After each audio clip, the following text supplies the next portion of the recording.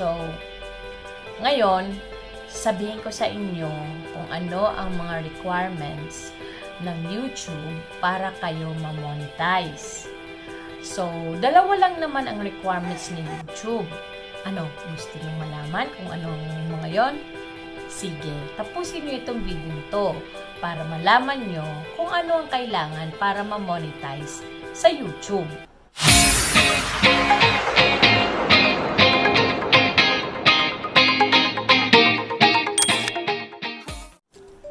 Hello! Good evening mga lifestyler! Kumusta po tayo? Sana we are all fine and in a good health. So, andito naman po tayo sa ating channel which is CG Lifestyler Suarez. So, ano bang pag-uusapan natin ngayon? I think it's very interesting for me kasi ano to kaperahan. Anyway, sabihin namin sa inyo kung ano ang requirements para ang mga vlog nyo or mga video nyo ay ma-monetize ni YouTube. At paano at ano ang gagawin natin? So, una, ang tatalakayin natin ay ang required na haba ng mga videos nyo or mga vlog nyo. Okay. Ang pinaka-required talaga ni YouTube na haba ng vlog nyo or ng video nyo is 10 minutes. Bakit? Mamaya sabihin na pwede nyong ilagay doon sa mga videos nyo or mga vlog nyo pag na-monetize na kayo. So, kailangan talaga or needed talaga na mahaba ang mga videos mo. At least 10 minutes pataas. Though, hindi naman namin sinasabi na yung maiksi na video, hindi yung kumikita. Kumikita din yun kasi si YouTube na ang naglalagay doon ng mga advertisement. Hindi kagaya pag 10 minutes ang ang videos mo, doon ka makapaglagay ng mga advertisement sa mga videos mo. So, while you are starting, you make sure na yung mga videos mo ay 10 minutes pataas para hindi naman masayang ang pagod nyo, di ba? So, kagaya kami, nag-i-aim kami na kumita ang aming mga videos, ang aming mga vlogs. So, we have to make it at least 10 minutes pataas para naman pagdating ng monetization ay kumita yung videos namin, di ba? Kasi malalagyan namin ng mga advertisement. So, please understand. Kasi, ang dami talagang sasabi na mahaba talaga ang 10 minutes. Kung talagang mahal nyo kami at susuportahan nyo kami, 10 minutes is nothing of your time. And that precious time is always appreciated and we are very thankful for that. Kaya please, manood po. At kung maaari pong tapusin nyo na po ang videos namin. So, thank you. So, ngayon naman po, tatalakayin natin ang paano ma-monetize ang mga videos nyo or paano ma-monetize sa YouTube.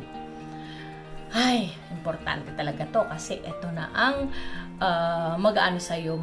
Kasi pag sumisweldo ka na parang lalo kang may inspire gumawa ng mga makabuluhang mga videos, di ba? So ngayon, pag na-monetize ka na, kikita ka na, so masaya ng buhay kasi lagi ka nang inspired kasi may sweldo ka, di ba? Kaya nga magtatrabaho ka, you're going to work hard, find a good niche, yung mga vlog na mga talagang educational, yung tao may matututunan or yung video mo ay mapapasaya mga tao, may entertain mo, di ba? So yun naman ang importante doon. So ngayon, yung dalawang kailangan mo na ma-monetize is number 1 is 1,000 subscribers. Opo, 1,000 po. 1,000 subscribers ang kailangan mo. At yung pangalawa ay yung 4,000 watch hours. So meaning 4,000 hours yan. Yeah? 4,000 na watch hours. Remember, hindi minutes, hindi seconds, but hours. Kaya, kailangan mo magsumikap. In your first year in YouTube, if you're aiming to be monetized, you have to be very good on reaching these 2 requirements. Dapat mag-focus ka talaga. It's a crucial time issue. The crucial time is your 1 year in YouTube. Kaya yung 1 year na yon, dapat buhusan mo yun ng effort, buhusan mo ng time para ma-reach mo ang 1,000 subscribers at 4,000 hours, watch hours. So ngayon, bakit nga ba 1,000 na subscribers? Syempre kailangan mo kasi ng ng 4,000 watch hours. Kung 500 lang ang subscribers mo, maabot mo kaya ang 4,000 watch hours? Sabi naman nila, meron, maabot mo yung watch hours na yun. Pero, dapat, yung mga 500 na subscribers mo, manunood talaga ng mga videos mo. Kaso, hindi ka rin papasahurin ni YouTube kasi ang requirements niya 1,000 nga. Diba? So, kailangan mo talaga ng 1,000 subscribers. Tapos, yung watch hours mo naman na yon, kailangan mo din yon, syempre, makomplete within a year. Yeah? So, kailangan, crucial talaga ang first year mo ng YouTube.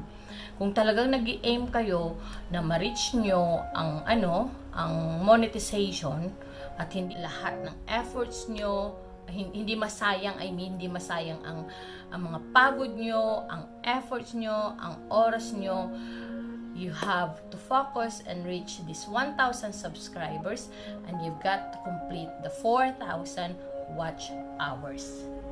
So, ayan na. Nasabi ko na sa inyo kung bakit kailangan 10 minutes ang videos mo or yung vlogs mo na gagawin at kung ano ang 2 pinaka-requirements for monetization, diba?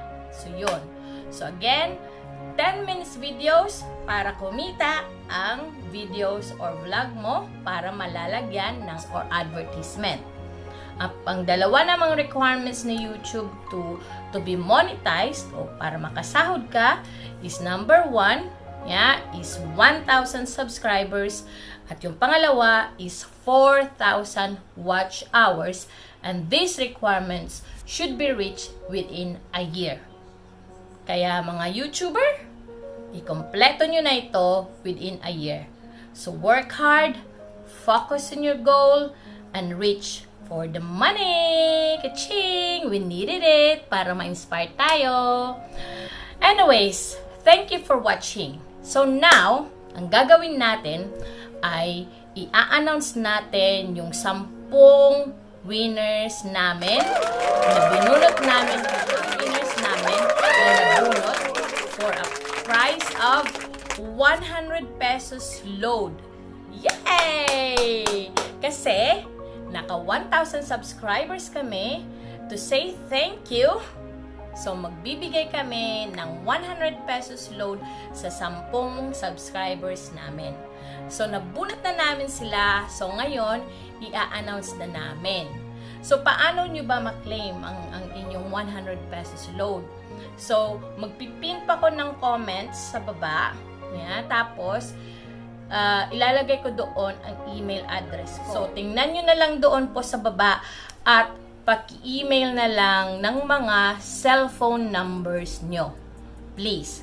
Para ma-forward po sa inyo at ma-load po sa mga cellphone nyo.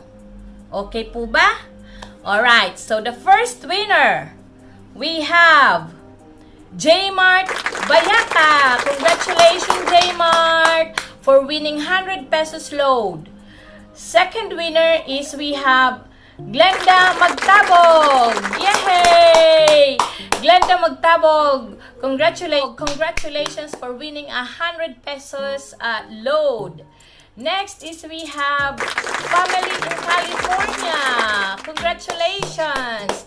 You've win 100 pesos load.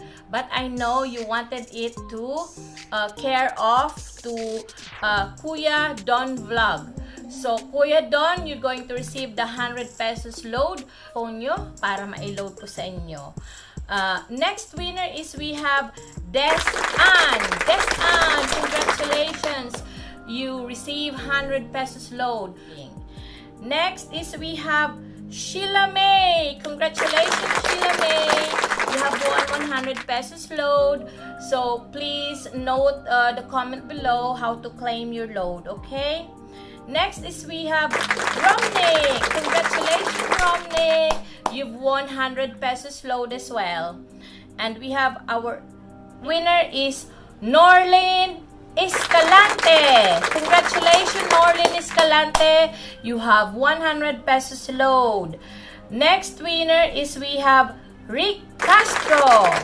Rick Castro, congratulations. You have 100 pesos load. And we have, the ninth one is we have Nicole Salubon. Congratulations. You have 100 pesos load.